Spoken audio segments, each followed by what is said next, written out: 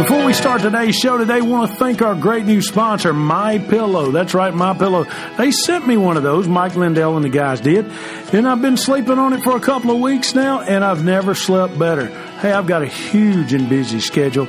Not only do I do the show, but we run an advertising agency. We help other podcasters with their shows throughout the country. We're constantly talking to folks, going to concerts.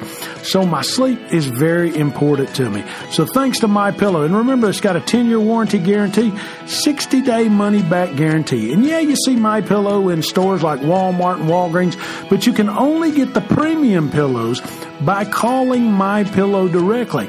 So grab you one of those premium pillows. Call this number right here, 1-800-338-2330, 1-800-338-2330. Reference the code SGNP when you talk to them and say, hey, I want that premium pillow that Darren on SGNP has. It's that simple. They'll sell it to you, and it'll make life a whole lot better. So if you're having trouble sleeping, call MyPillow today, 1-800-338-2330. Use the code SGMP or go to their website, mypillow.com, and check them out. Hey, make sure you tell them SGNP sent you. Welcome to SGNP with your hosts, Darren Sutherland and Jeff Steele, one of the fastest growing Christian music podcasts of its kind. Darren and Jeff discuss industry information you will not find from your local radio station or in a magazine. Sit back for the next bit and take a listen to SGNP. The fun is about to begin. And welcome back to SGNP. Darren Sutherland and the good doctor, Jeff Steele, Jeffrey R. Steele. And what's that? Robert Steele, Jeffrey Robert Steele. There we go. On the line for us today. And Jeff, we're going into part 2 of our interview with Libbi Perry Stuffle. And let me say this before we go much further. As we interviewed Libbi in the first segment, and I've already heard the second segment, of course, and we're putting this together. Thousands upon thousands of people have downloaded this and listened to what Libbi has to say. And a lot of people don't know this, but at one time, Jeff, you weighed how much? What was your top end out at? Well, I will tell you the brief couple of sentence story. I knew I was too big. You just know it. I'm too big right now, to be honest with you. But you know when you're about to pass the point of no return. I was at a Flying J truck stop one day with the Steels, and I walked into the restroom, and they have a scale in there. You put in a quarter, it tells you how much you weigh. I put in the quarter, I stood on the scales, and the scales read back that I weighed 351 pounds. And I stepped off the scales, looked in the mirror, and I said, okay, Jeff, congratulations. You're now closer to 500 than you are to 200. And I knew that's where I was headed. Wow. So I went on a big weight loss deal. I lost 121 pounds in a year. And wrote a best-selling book called "If I Can Do It, Anybody Can." And I wish that I could get better control of it all these years later, but that's been almost 20 years ago. But yeah, we'll get it back under control. I promise. Short story about me. Nothing like what we had then. Yeah, short story about me, Jeff, and it's something I fight. At my biggest weight, I was 28 years old. I stepped on the scale and weighed 326 and realized I was closer to 350 than I was 300. And it scared me to death. I'm just being honest with you. It scares you to death. And for a man out there that's 6'2", 6'3", 6'4", that's over 300 pounds, it'll scare you. Let's just be real and let's be cutthroat honest. It'll scare you. I'm down to about 250 now. I need to get about 215, 225. But, I think a lot of times our culture, as we know it, we made a post on SGMP Southern Gospel News Podcast. What do you like on Friday night? Steak, fried chicken, fried catfish, or ribs? Well, technically, we need the protein in the lean meat of the steak, not the fried chicken, the fried catfish, or the ribs. And, dude, I'll take the catfish every time. God forgive me. So, we can pick out a lot of sins, Jeff. But you know what? Being a glutton is pretty bad, destroying the temple, don't you think? Well, the Old Testament speaks directly to this, where it doesn't mention drinking and smoking and cussing, but it says gluttony is equated with witchcraft and idolatry. I don't hear many messages about that, but that's exactly what it says. Let's go on and listen to Libby. We'll jump right in and talk about Tracy, his sickness, his stroke, and his homegoing. Right here on SGNP. SGNP is brought to you in part by Kia and the all-new 2018 Kia K900. Drive a luxury car that's second to none. For more information on the Kia K900, call your K900 specialist, Chris Stanford, and schedule your test drive today. 866-333-2122. That's 866-333-2122. Or online at carriagekia.com. January, he had the stroke on January 21st. Yeah. But that whole weekend before he had the stroke, he was very quiet. Yeah. Very subdued, just not himself. And him and Jared, our son, right, after we get done with concert stuff and we'd be going down the road, they were big hockey fanatics. Right. And so Jared had one of them game boxes with a hockey game in it. And so him and his dad would play 2 or 3 hours every night when we'd get done with the concert. And, but on Saturday night, we were in Monroe, Louisiana, and we were on our way to Arkansas. And they were playing, and just out of the blue, Tracy looks over at Jared and he says, "Now, what button do I use to do this turn or whatever?" Yeah. And Jared just kind of looked at me because I was sitting behind Tracy. And he said, "Dad," he said, "we play this game every night for 2 or 3 hours." He said, "You know which button it is." And he said, "Well, I guess I just forgot." And so, Jared showed him.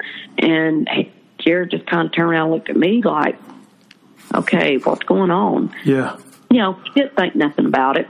Right. And then the next night, after we got done singing, Tracy told our driver, he said, "I'll drive for a little bit."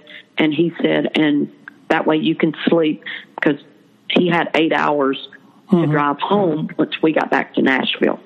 And so he was driving. I was sitting beside of him on the cup holder thing beside the driver's seat. Jared, our son, was in the buddy seat.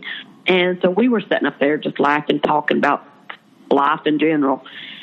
And then all at once he says, "Hey," he says, "tell me about my open heart surgery." And I said, "What do you mean?" And he said, "About how it happened." Wow. And I just sat there and I said, "Are you kidding me?" I said, "You know how it happened." I said, what are you? And he said, "Well," he said, I forget. And I said, and so I told him, didn't think anything else about it, And so the next morning, we had one of our best friends' wife was going in that morning to St. Thomas Midtown, which was then Baptist, and she was having breast cancer surgery.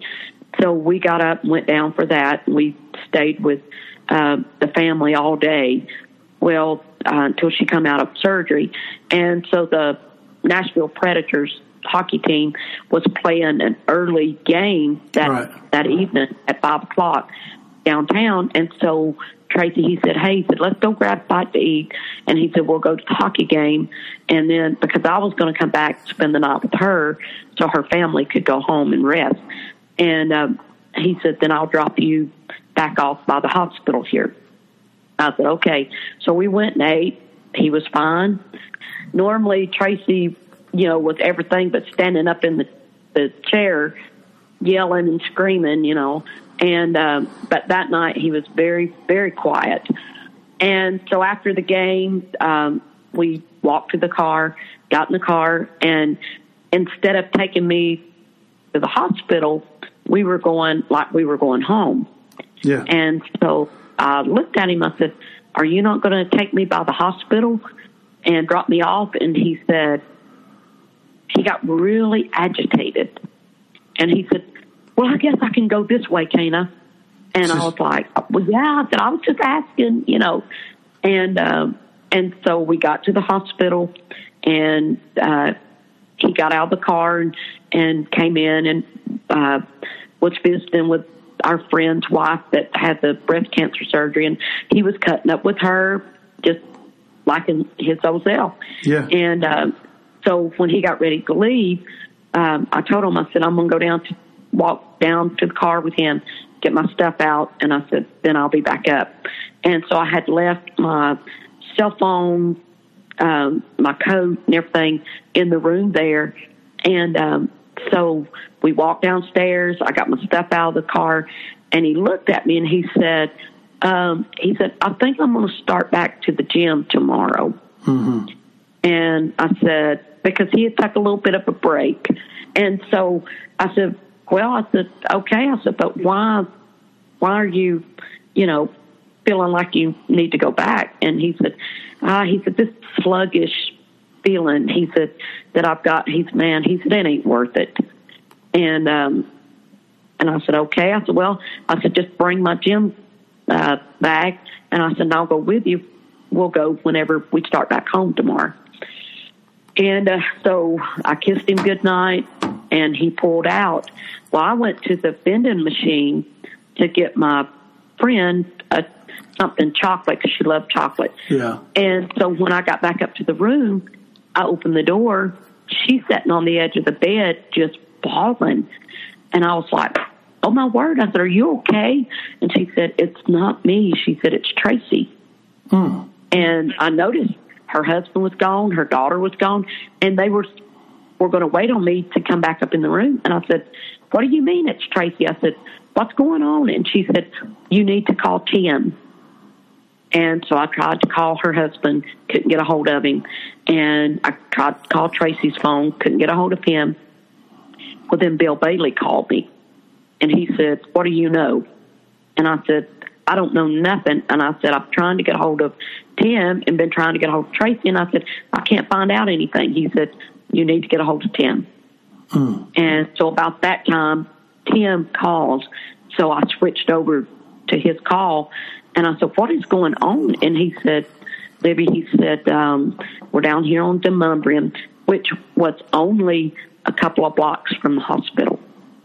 And he said, "Tracy has run into one of the little concrete stands that holds the street light box that controls the street light." And he said he's had a stroke. Oh, man. And I said, "Are you sure?" And he said, "Yes." He said, the ambulance is here now." He said, "Where do you want them to take him?" And I said, "Well, bring him here to this hospital." I said, "Being that I'm already here." And he said, "They're fixing to pull out." So they came to the hospital. When they got him out of the ambulance, he was still able to talk. It was slurred, but he was able to talk. And he handed me his wedding band. And he looked at me, and he had big tears in his eyes, and he said, "This just isn't fair." Wow. And I said, "Let's wait and see what's going on." I said, "See what?" He said, "Libby," he said, "I've worked so hard." He said, "The past 2.5 years to get my health in check." And he said, "And now this." They took him to do a CT scan, and they came back in, and the doctor looked at us, and he said, "He has had a stroke." He said, "It's not a blood clot, but it's a bleed out," and which is different from an aneurysm, totally different. And he said the vessel in the head was just so thin that it just gave way.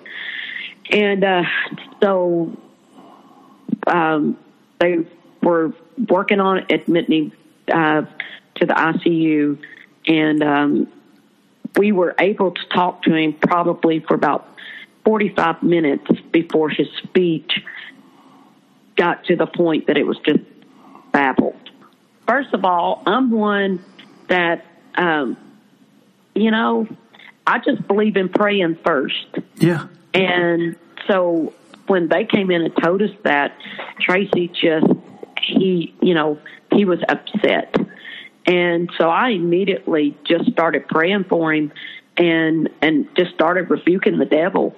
And, I just told him, I said, you can't have him and you're not going to get him. Mm-hmm. And I refuse, and, I said, I stand on the blood of Jesus, and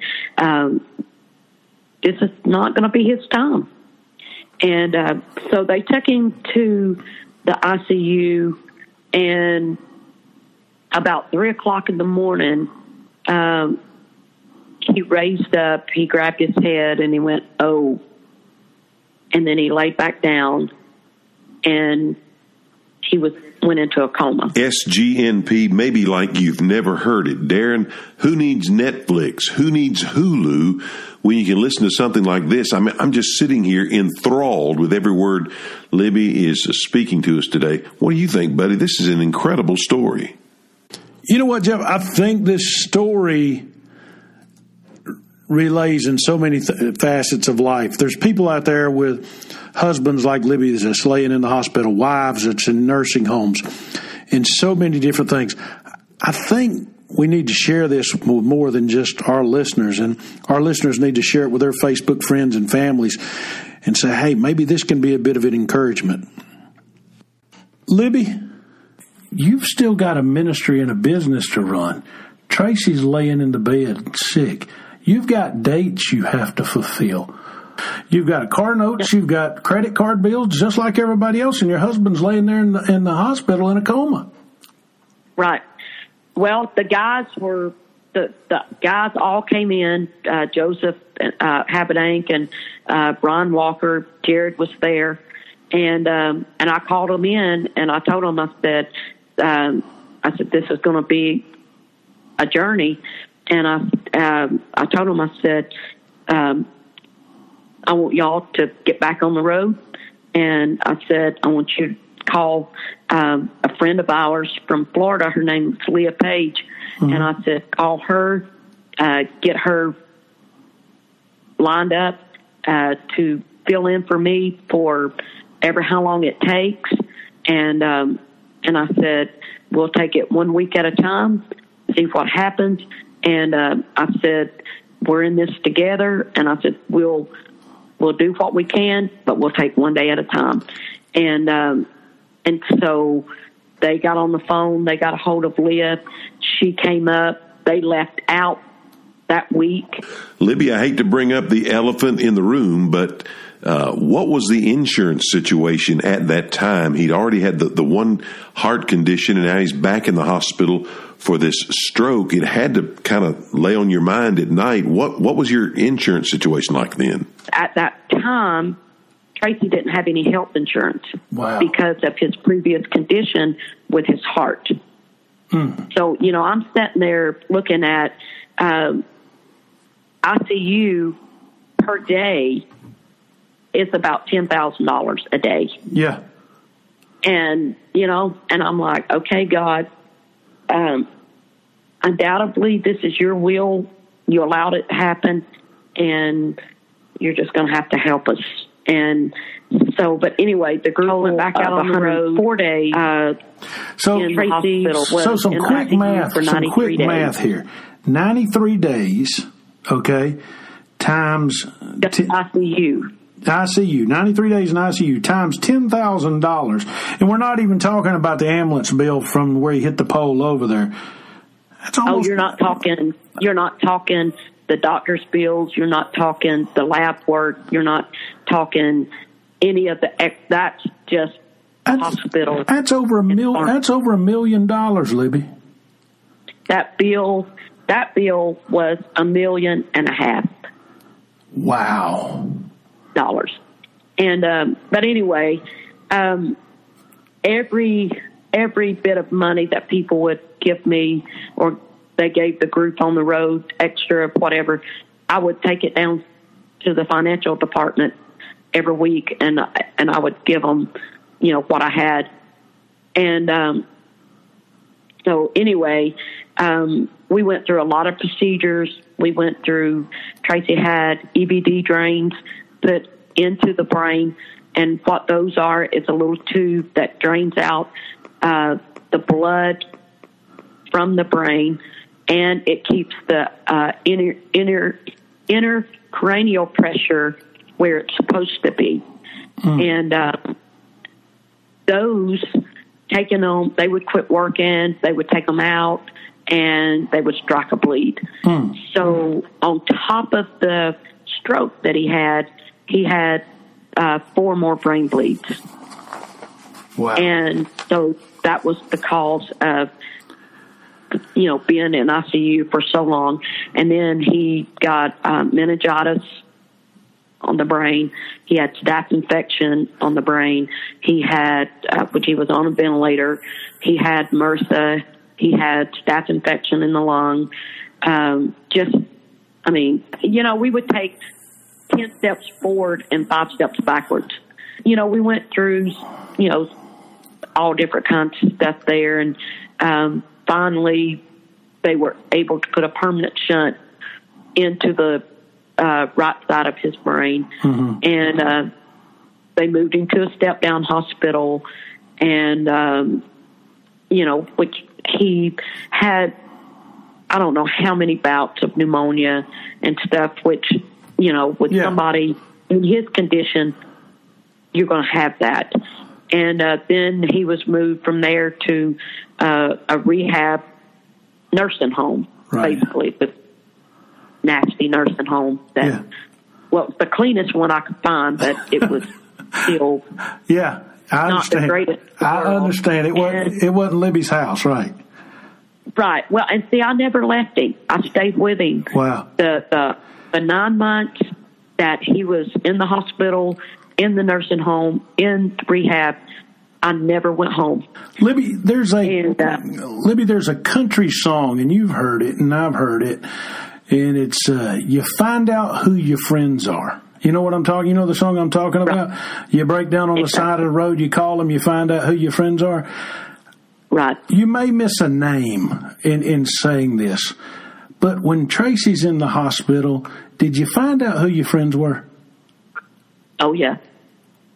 Oh, yeah. Anybody stand out that the rest of the world would know that maybe he's a gospel music star, country music person, somebody like that you said, man alive, without them, I don't know if I could have made this walk. This person was an encourager. This person was a real influencer. Anybody you want to mention by name?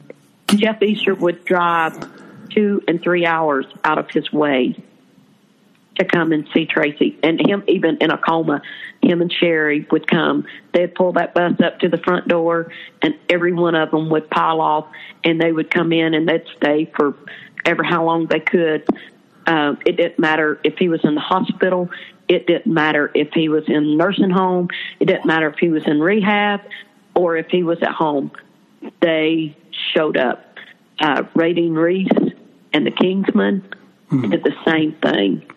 And Dwayne Allen and the Oak Ridge Boys were always there. Wow. And, those are the ones that just, which my family, oh gosh, my family was just incredible. But, but for the artists, that those were the main ones, which Norm Holland, who used to be with Daywind, passed away now, but he would come almost every day. Wow.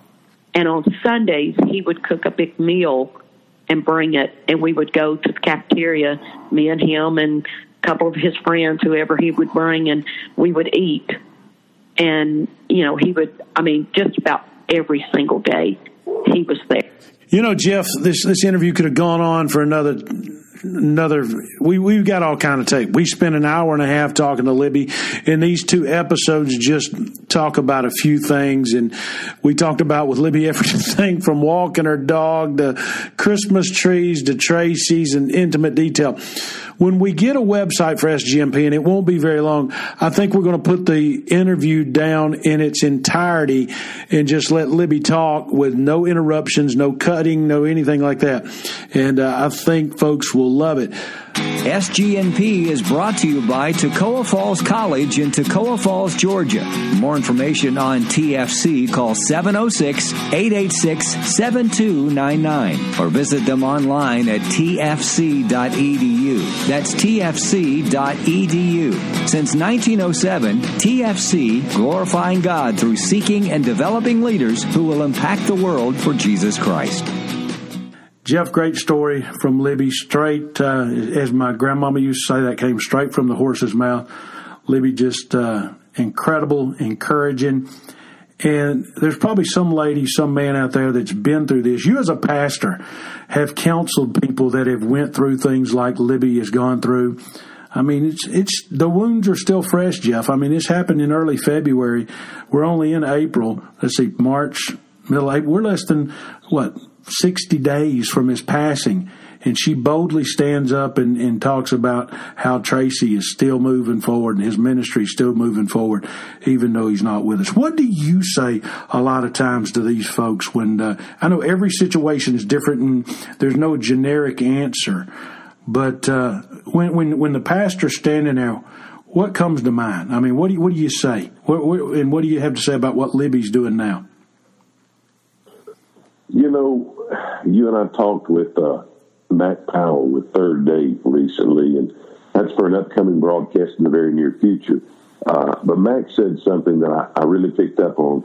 Didn't say anything about it, but, you know, they're in the middle. Third Day is of their farewell tour, and he said there are just seasons to life. And the season for Third Day, he said, is now over. It's time to move on to something else. In the very loving and gentle way. I wouldn't be just as cutthroat as I just was about it. But the fact is, the season for these folks is over, and they have to move forward and see what God has for them next. And, you know, one of the things I tell people a lot of times is we have to forget about our past sins. We have to forget about our past sorrows. And ultimately, we have to forget about our past successes. Because even our success has a season, and when it's over, it's over. And we have to move on and see what God has for us next. And I know Libbi will do that, and she's already begun to do that. And my wife and Libbi talked just last night, as a matter of fact, and Sherry's really excited about what's next in Libbi's life. Jeff, you know what I think some churches ought to do out there and some groups ought to do out there? Instead of having ice cream socials, perhaps maybe have a Tracy Stuffle event at Fellowship Hall after their Sunday night church or a Wednesday night dinner or something like that, and have a Tracy Stuffle salad night. How about that? They get to eat real dressing, not fat-free dressing like they talked about in the first, but have a Tracy Stuffle salad night. You think Libbi would appreciate that? I'm sure. She's such a sweetheart, and these 2 interviews were great. And one thing I want to mention, Darren, is that, of course, there was more to this interview than what people have been able to hear on these 2 podcasts. And we're toying with the idea now of putting the entire interview in its entirety. We're talking about putting it up on the internet so folks can hear everything about it. So don't give up on us. We're going to get it to you one way or the other. One way or another, we'll get it up in time. We got a website coming. Before we get out of here, Jeff, got to share a couple of things with people to clean house. Number one, if you like to interact with Jeff and myself and the Southern Gospel News podcast, go to Facebook. Look it up, Southern Gospel News Podcast. In about it's going to be about 14 days by the time this comes out. In 2 weeks, roughly 3,000 people, 2,700 people have joined. We want to invite you to join, like it, Be a part of it. You'll hear all things about the gospel, not just about Libbi Perry, but you'll hear about our upcoming shows where it's just Jeff and I. You'll hear about upcoming interviews with folks, and it's all about the gospel, Southern Gospel News Podcast, where the gospel is the key word. That's number one. Number two, I say this every week. I'll say it again. Brad Steele, Jeff's son, tremendous writer, tremendous singer. Check out his work, but we've got our own little in-house thing we call the Brad Steele Project, and that's where we say, okay, we know a lot of folks are listening to this on the internet, and they're downloading it on the internet. You can download these episodes on your iPhone, on your Android, or on your Google device. Here's the best way to do it, and I get questions all the time. Darren, can you tell me how to do this? Here's the easiest way to do it. Number one, find someone in your life under 30 years old, walk up to them with your iPhone, with your cell phone, with your Android, with your iPad, and say, look, my friend Darien and Jeff said, show me how to download Southern Gospel News Podcast and subscribe. Remember, subscribe. And by the way, most of us think subscribe, we think somebody's wanting some money for a magazine. That's not the way this works. It's free, Jeff, every time they download, and they'll get updates quicker than they would from their magazine, quite frankly, or probably quicker than they would from the radio station. When's the last time you listened to a podcast or an interview with Jason Crabb, Libbi Stuffle, and some other great folks we've got coming up? So that's the Brad Steele Project. Brad's got some great stuff. You need to check that out on the internet. But remember this, the reason I say the Brad Steele Project, so you'll remember, find somebody under 30 years old that'll help you download it. Jeff, you did that, didn't you? I sure did. The first 3 shows we had, I didn't even know how to listen. And guess what? Umpteen thousand later, we got people listening. My friend, thank you so much. Got a great show coming up next that's going to come out this Friday with a gentleman that has, he's on his farewell tour. I'm not even going to mention his name in this show right here. I'm just going to tell you this. It's all about the gospel. How about that, Jeff? How about that? Enough for me.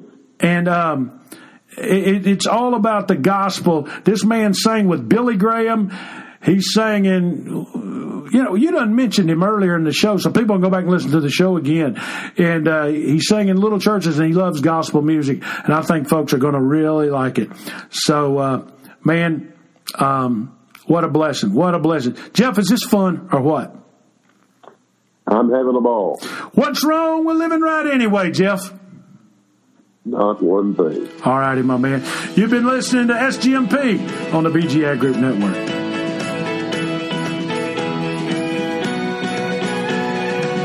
SGNP is excited you chose to listen today.